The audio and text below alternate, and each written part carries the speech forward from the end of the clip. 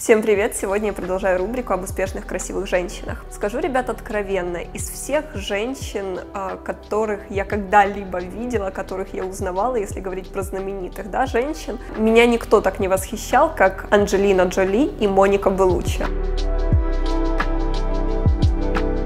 Неважно, что за фильм, там, плохой, хороший, неважно какой жанр. Если там будут сниматься эти актрисы, я приду просто в кино, чтобы посмотреть конкретно на них, потому что на них просто приятно смотреть. Несмотря на то, что мне нравятся разные женщины, их очень много, красивых, талантливых, успешных, там, вот только именно почему-то эти две женщины у меня вызывают вот прям такой вау-эффект. Они какие-то роковые красотки, когда, знаете, такая гремучая смесь чего-то такого красивого, сексуального, может быть, опасного. В то же время это какая-то супер женственность, ум и много всего другого, как будто это какое-то такое комбо, которое тебя просто притягивает, и что-то вот в них есть какой-то особенный магнетизм, на мой взгляд. Так вот, сегодня речь об удивительно красивой, талантливой актрисе Анджелине Джоли. Анджелина Джоли родилась в городе Лос-Анджелес, здесь, в Калифорнии, 4 июня в 1975 году, в семье актеров. Ее мать была актриса, отец был тоже актером, он причем считался в 70-х секс-символом, его звали Джон Войт, и также у нее есть старший брат. Дети унаследовали, конечно же, все самое лучшее от своих родителей. Уже с самого детства было видно, что дети тоже очень творческие, как и их родители, они постоянно разыгрывали какие-то сценки, снимали друг друга на камеры, и было ясно, что это тоже будущие кинозвезды. Но, к сожалению, семейная идиллия продлилась недолго. Родители начали ругаться, отец изменял матери, пропадал постоянно, и в итоге они развелись. Мать взяла детей и переехала в Нью-Йорк. Она полностью взяла ответственность за них, а отец практически не участвовал в их воспитании. Конечно же, это не очень хорошо сказалось на детях, особенно на Анджелине Джоли. В детстве Анджелина Джоли была очень замкнутым ребенком, она практически ни с кем не общалась, ее вообще все считали социофобом. Она постоянно рисовала какие-то странные круги, знаки на тетрадках, поэтому ее даже водили к психологу. В подростковом возрасте у нее диагностировали депрессивное расстройство с суицидальными наклонностями. То есть она даже пыталась покончить с собой, она наносила себе увечья острыми предметами, причем однажды она повредила какую-то важную артерию и чуть не истекла кровью. То есть было у нее очень много психологических проблем. Потом, когда она начала пробовать себя в роли модели, делать какие-то первые шаги в этом плане, она начала страдать анорексией. То есть у нее уже врачи диагностировали первую стадию, она перепробовала все виды наркотиков, говорят, даже вплоть до героина. В общем, вся ее юность, детство, оно было довольно мрачным. Но, знаете, поражает то, что все-таки, несмотря на то, что у нее были такие ментальные сложности, что человеку все равно удалось выбраться из этого, и она действительно прошла такой долгий путь, я бы сказала, самопознание, саморазвитие, поэтому этот путь ее, он очень удивительный, потому что действительно не всем людям удалось побороть вот такие проблемы. Еще очень интересно, как менялись тоже каноны, стандарты красоты. Сейчас, например, внешность Анджелины Джоли, она считается очень красивой, и все хотят быть похожи на Анджелину Джоли, но когда она была ребенком и подростком, наоборот, ее внешность считалась довольно странной, необычной, и как бы красоткой она сама себя не считала. В 1986 году Анджелина Джоли поступила в очень известную актерскую школу Ли Страсберга. Также она много училась, она училась в школе Беверли-Хиллз. Она закончила школу даже без репетиторов на 1,5 года раньше, для того, чтобы начать работать, заниматься своей карьерой. Она участвовала тогда в различных фотосессиях, также ей удалось сняться в очень известных клипах Лени Кравица и Роллинг Стоунс. В общем, творчество, мир киноискусства, модельного бизнеса, то есть это то, что ее вдохновляло, и это то, что позволило ей вылезти с этой черной дыры, в которой она находилась долгое время. Также ее брат закончил киноакадемию, и он начал первые шаги делать в кинорежиссуре, то есть он делал какие-то свои первые экспериментальные проекты, и туда приглашал Анджелину Джоли. В 1993 году она сыграла в фильме «Киборги 2. Стеклянная тень». Этот фильм не стал успешным, но он положил начало ее актерской карьеры. Затем последовал другой фильм, он назывался «Хакеры» в 1995 году. Несмотря на то, что он провалился в прокате, но тем не менее он стал культовым, очень известным среди американской молодежи, и он принес первую популярность Анджелины Джоли. Плюс актерская игра в этом фильме была положительно отмечена как и кинокритиками, так и зрителями. Следующий фильм, в котором сыграла Анджелина Джоли, был фильм «Джиа» в 1998 году. Говорят, Анджелина Джоли отказывалась от этой роли 4 раза, по той причине, что этот фильм основан на реальных событиях, и Джиа Караджи, она действительно существовала, это реальная девушка, супермодель 70-х, которая умерла в 25 лет от СПИДа. И Анджелина Джоли увидела у них много общего будущего с главной героиней. То есть наркотики, желание быть моделью, какие-то моменты из личной жизни. В общем-то, она, видно, очень боялась окунуться в свое прошлое, столкнуться снова с ним лицом к лицу. Но в итоге она согласилась, и, конечно же, она справилась с этой ролью на ура. Она была тоже отмечена кинокритиками, зрителями за хорошую актерскую игру и получила за эту работу «Золотой глобус», после чего ее начали приглашать в более серьезные проекты, ее начали замечать режиссеры. В 1999 году на экраны выходит фильм «Прерванная жизнь», главная героиня которого была женщиной-социопатом, с суицидальными наклонностями, очень агрессивная. И для этой роли Анджелина Джоли даже провела несколько месяцев в психиатрической клинике, наблюдая за пациентками, для того, чтобы лучше вжиться в эту роль. Анджелина Джоли настолько круто справлялась со своей каждой ролью, пусть она будет даже второстепенной, при том, что там была Вайнона Райдер, которая отводилась роль первой скрипки в этом фильме. Анджелина Джоли все равно ее затмила и также была отмечена очередным «Золотым глобусом» и даже получила Оскар за второстепенную женскую роль. После успеха этого фильма, конечно же, Анджелина Джоли закрепила свое место на голливудском Олимпе, и после чего режиссеры просто становились в очередь, чтобы ее заполучить для своих фильмов, и ее гонорары начали исчисляться многими нулями. Следующим ее фильмом был боевик «Угнать за 60 секунд». В этом фильме у нее не было возможности раскрыться как актриса, но, тем не менее, она получила неплохой гонорар, и, наверное, одним из самых таких выгодных коммерческих проектов, в котором ей удалось поучаствовать, это экранизация компьютерной игры «Лара Крофт. Расхитительница гробниц», где Анджелина Джоли сыграла главную роль. Она там просто шикарно, бесподобно. Она выполняла все трюки самостоятельно, у нее не было никаких дублеров. Она круто обращалась с оружием. Она максимально готовилась к этой роли. И знаете, я понимаю, что действительно обычному человеку, зрителю, который смотрит этот фильм, ему даже не придет в голову, насколько этой женщине пришлось проделать работы над собой, учиться чему-то новому. Это ведь физически сложно. Вот девушке, да, там научиться сделать этот трюк, научиться какому-то боевому искусству, научиться там стрелять, еще чего-то. То есть даже не каждый мужчина это сможет. Да, еще мы сейчас говорим там актерское мастерство, очень долгий период времени съемки происходят. То есть это вообще физически, морально очень изматывающе. И, конечно же, зрители просто смотрят, насколько Анджелина Джоли крутая, сексуальная, просто шикарная женщина-амазонка, и никто не думает, какую работу человек проделал, чтобы этого достичь. Опять-таки, я не знаю, правда это или нет, но ходят слухи, что когда они снимали новую часть Лары Крофт, Анджелина Джоли хотела тоже там играть, но они взяли более молодую туда актрису, и Анджелина Джоли была очень рассержена по этому поводу. Говорят, что она пришла в этот Warner Brothers и даже устроила им скандал. В 2005 году в мир вышел комедийный боевик «Мистер и миссис Смит». Это стало ярким событием не только в кинематографической карьере Джоли, а в ее личной жизни, так как зрители сразу почувствовали любовные флюиды между Джоли и Питом. Кстати, это тоже еще больше подогревало интерес к этому фильму, и он просто собрал какие-то колоссальные деньги, там что-то по тем временам это было очень много, 500 миллионов долларов. И после выхода этой кинокартины Анджелина Джоли и Брэд Питт начали считаться самыми сексуальными людьми среди знаменитостей. После выхода этой картины последовало еще десятки успешных кино, в которых снималась Анджелина Джоли. Фильм «Подмена». Мне кажется, что это одна из ее лучших таких драматических ролей, потому что и фильм невероятно крутой, и то, как она там сыграла. Клинт Иствуд сказал об Анджелине Джоли: «Я всегда восхищался ее талантом, но у нее самое прекрасное лицо на планете, и это препятствует ей стать лучшей актрисой. Она очень собранная, всегда готова к действиям, но зрители обо всем забывают, когда видят ее лицо. Люди часто из-за красоты не замечают ее таланта. Они смотрят на обложку журнала, но не хотят задуматься, что же внутри». И знаете, ребят, я абсолютно с ним согласна. Как я вам говорила, неважно, какая будет кинокартина, я готова буду ее смотреть только потому, что там будет играть Анджелина Джоли, потому что на нее просто приятно смотреть. И я уверена, что многие режиссеры вот именно по этой причине брали ее в свое кино, потому что как бы какой бы ни был посредственный фильм, Анджелина Джоли там будет главным украшением, и люди просто придут на нее посмотреть. Также это фильм «Солт», фильм «Турист», тоже очень интересный, с Джонни Деппом. За роль она была удостоена премии и была признана одной из самых успешных и высокооплачиваемых актрис планеты. В 2009, 2011 и 2013 годах по версии журнала Forbes Джоли была названа самой высокооплачиваемой актрисой Голливуда. Я, кстати, вспомнила еще один фильм, в котором играла Анджелина Джоли. Там был Антонио Бандерас в главных ролях, и это был довольно страстный фильм. Там была очень откровенная у них постельная сцена, но фильм сам по себе был тоже довольно интересным. Карьера Анджелины Джоли складывалась очень успешно, но, к сожалению, у нее были проблемы другого характера. У нее заболела мама, и в 2007 году она умерла от рака. Для Анджелины Джоли это стало просто сильнейшим потрясением. Она долгое время находилась, опять-таки, в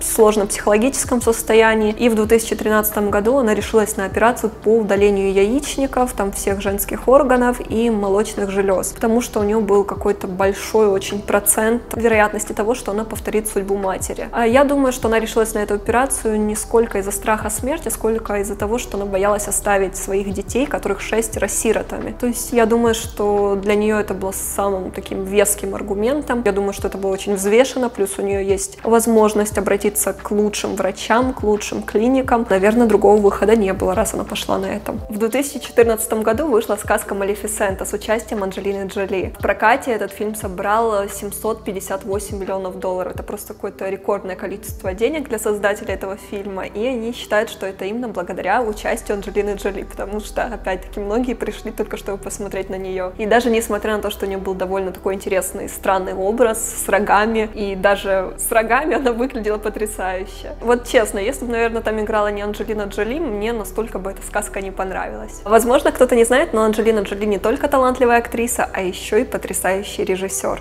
Сначала она сняла документальный фильм «Место во времени». За ним последовала художественная драма «В краю крови и меда», сценарий для которого Джоли написала собственноручно. В ленте описываются события Балканской войны 1992 года. В центре сюжета отношения влюбленных серба и боснийки, которых боевые действия вынуждают оказаться по разные линии фронта. В 2014 году на экраны вышла еще одна военная драма Джоли «Несломленный», которая получила 3 номинации на «Оскар» за операторскую работу, монтаж и сведение звука. Кстати, есть еще один фильм, который многие не смотрели, он называется «Лазурный берег» 2016 года, режиссером которого тоже стала Анджелина Джоли, а продюсером его выступил Брэд Питт. И причем они оба снимаются в этом фильме, это вообще нечто. Они играют там тоже супружескую пару, которая пытается спасти свой брак. То есть в какой-то степени этот фильм стал для них пророческим, потому что вот там спустя 1 год после выхода этого фильма они реально развелись. Говорят, уже тогда якобы они переживали какие-то проблемы в семье, и эти съемки не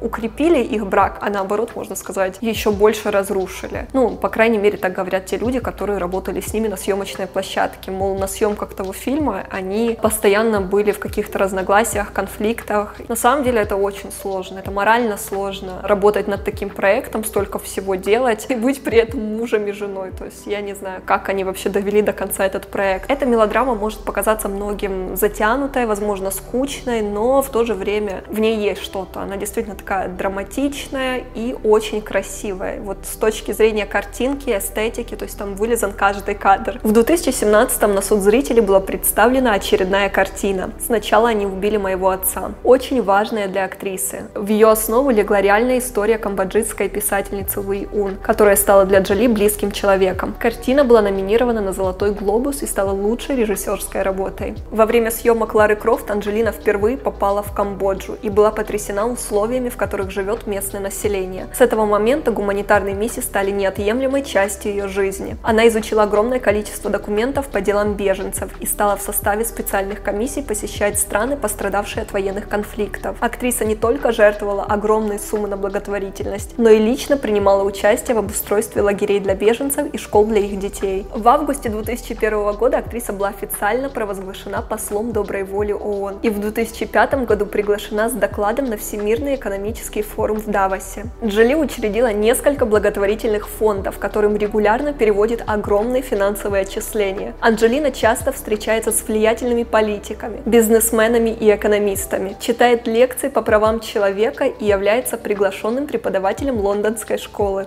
Кстати, за всю жизнь у актрисы было 3 брака. Первый был с актером Джонни Ли Миллер, с которым она познакомилась на съемках фильма «Хакеры», там они тоже играли возлюбленных, но они очень быстро развелись. Кстати, говорят, что второй ее супруг, когда они тоже познакомились, он был не свободен, и он собирался жениться на какой-то другой актрисе, но потом, увидев Анджелину Джоли, он просто потерял голову и женился в итоге на ней. Но этот брак долго не продержался, якобы по причине того, что когда Анджелина Джоли впервые посетила Камбоджу и усыновила мальчика оттуда, у нее поменялись взгляды, и, скажем, на этой почве она разошлась со своим мужем, потому что тот ее не поддерживал. Он не чувствовал привязанности к этому приемному ребенку. Ну и третьим мужем Анджелины Джоли стал Брэд Питт, с которым они познакомились на съемках «Мистер и миссис Смит». Конечно же, глядя на этот фильм, то я не удивлена, что так все произошло, потому что, не знаю, как-то даже визуально они друг к другу подходили, и сколько лет они вообще считались одной из самых красивых, маничных пар Голливуда. Мне было очень грустно, когда они расстались. Да, говорят, что Брэд Питт, он уже был как 3 года в браке с Дженнифер Энистон, когда он встретил Анджелину Джоли на съемках, якобы, что это была изменой с его стороны. Да, это неправильно, но в то же время, если он пробыл с Анджелиной Джоли 11 лет, у них было 6 детей, то явно, что им суждено было быть вместе, и явно они были очень сильно влюблены в друг друга. 2012 год, после продолжительного бурного романа и полноценной совместной жизни, пара объявляет о помолвке и назначает дату бракосочетания. Обручальное кольцо, которое ей подарил Брэд Питт, обошлось актеру в $250 000, а изготавливалось оно на протяжении года. На мой взгляд, Анджелина Джоли просто уникальная женщина, которая прошла просто какой-то невероятный путь эволюции личности. Вот где она была и кем в итоге она стала. Смысл ее жизни сейчас — это воспитание ее детей и это благотворительность. Да, много на самом деле актеров успешных, у которых есть деньги, но при этом сколько из них, которые действительно посвящают такой кусок своей жизни вот тому, чтобы помогать. Причем помогать не просто, да, перечислять со своего аккаунта деньги там в какой-то фонд, а активно в этом участвовать. Она, говорят, ездит со своими детьми в какие-то неблагоприятные места и показывает им жизнь, показывает, как живут другие люди, воспитывает у них тоже эмпатию. Как бы да, это вызывает восхищение, что тут сказать. Безумно хороший, как мне кажется, человек, талантливая актриса, безумно красивая женщина. Кстати, да, ее внешность, она является, наверное, самым востребованным стандартом женской красоты, который существует в мире. На этом, ребят, все. Напишите в комментариях, какие женщины вдохновляют вас и о ком вы хотите новое видео. А мы скоро увидимся. Пока!